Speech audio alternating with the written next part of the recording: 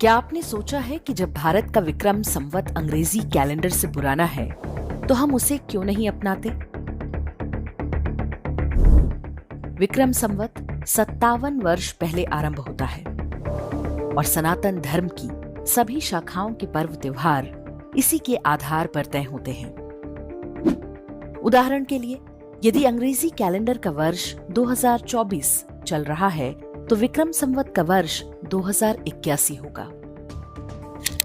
विश्व के अधिकांश देश लंबे समय तक पश्चिमी ईसाई देशों का उपनिवेश रहे, जिसके कारण आज ईसवी कैलेंडर अंतर्राष्ट्रीय रूप से मान्य है। लेकिन स्वतंत्रता के बाद राष्ट्रीय पंचांग के रूप में जिसे चुना गया वो विक्रम संवत नहीं बल्कि शक संवत है। ये विक्रम संवत से 135 वर्ष बाद और अंग्रेजी कैलेंडर से 78 वर्ष बाद आरंभ होता है।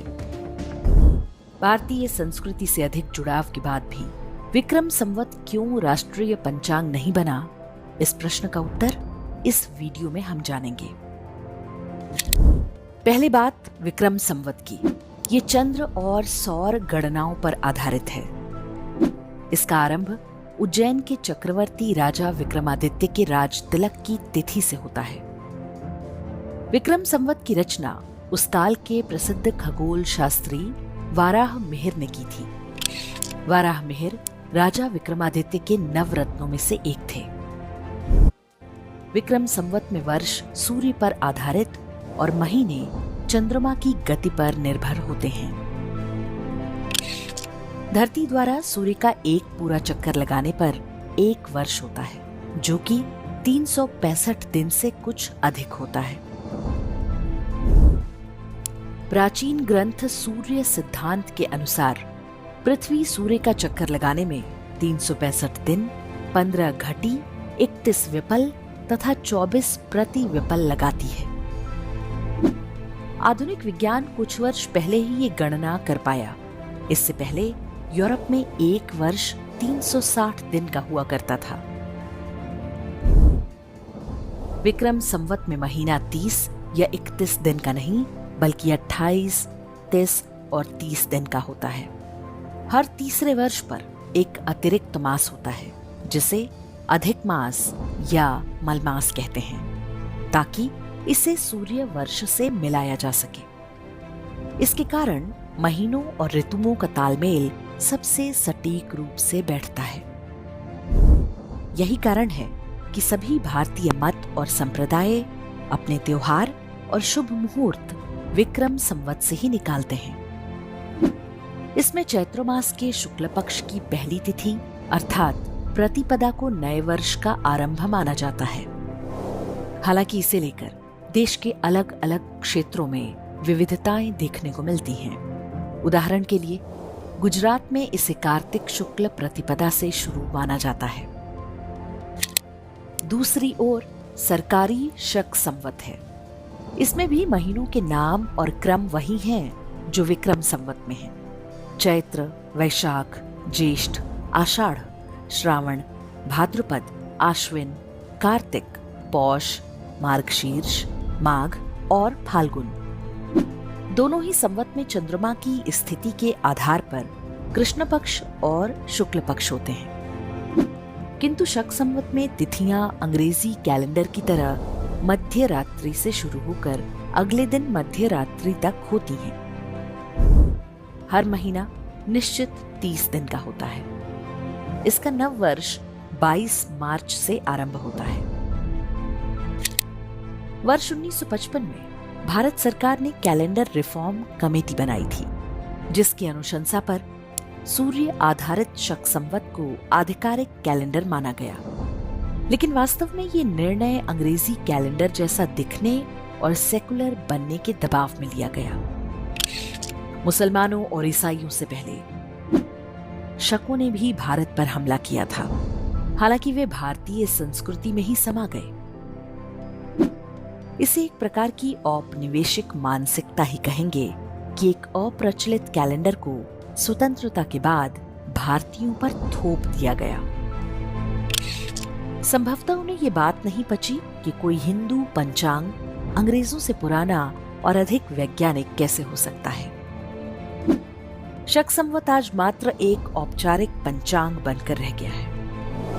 पहले सरकारी कार्यक्रमों और उद्घाटन की पट्टियों में शक संवत की तिथि लिखी जाती थी। धीरे धीरे वो भी लुप्त हो रही है। अब केवल अंग्रेजी कैलेंडर की तिथि ही दिखाई देती है। पूरे विश्व में 12 महीने का एक वर्ष और 7 दिन के एक सप्ताह की जो व्यवस्था है वो विक्रम संवत की ही देन है। विक्रम संवत अधिक वैज्ञानिक है, लेकिन उसे अव्यवहारिक और जटिल बताकर लागू नहीं किया गया, जबकि नेपाल में विक्रम संवत ही प्रचलित है।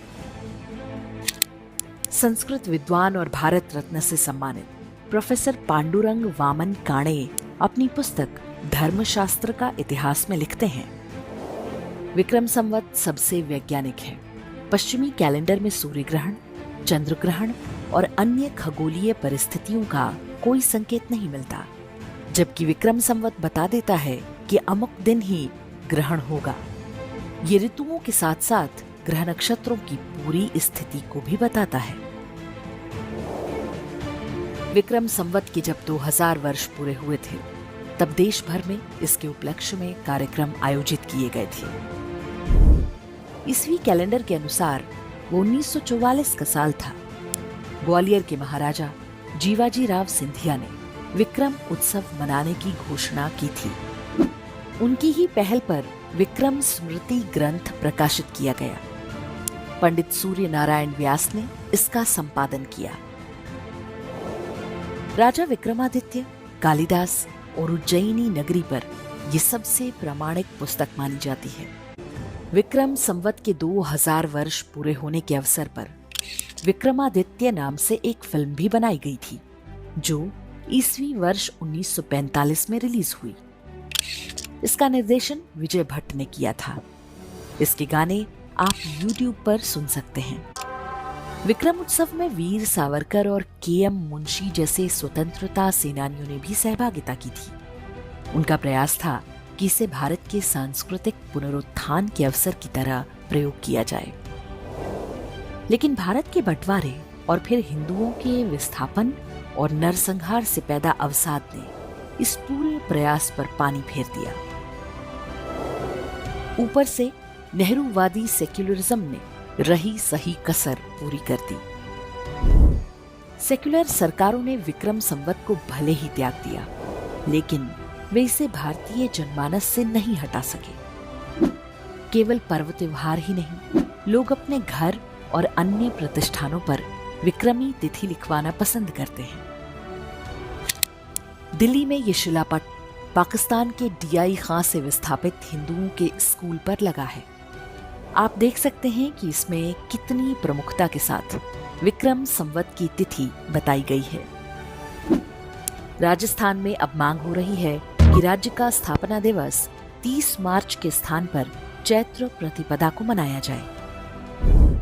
अयोध्या में राम मंदिर की प्राण प्रतिष्ठा विक्रम संवत 2080 के पौष मास शुक्ल पक्ष द्वादशी तिथि को हुई है।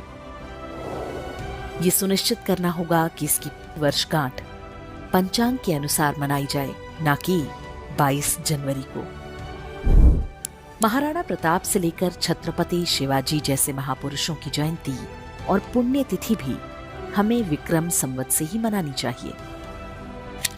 समय आ चुका है कि सरकार से मांग की जाए कि वो विक्रम संवत को भारत का आधिकारिक कैलेंडर घोषित करें। साथ ही सरकारी कार्यक्रमों में भारतीय पंचांग की तिथि अंकित करना अनिवार्य होना चाहिए।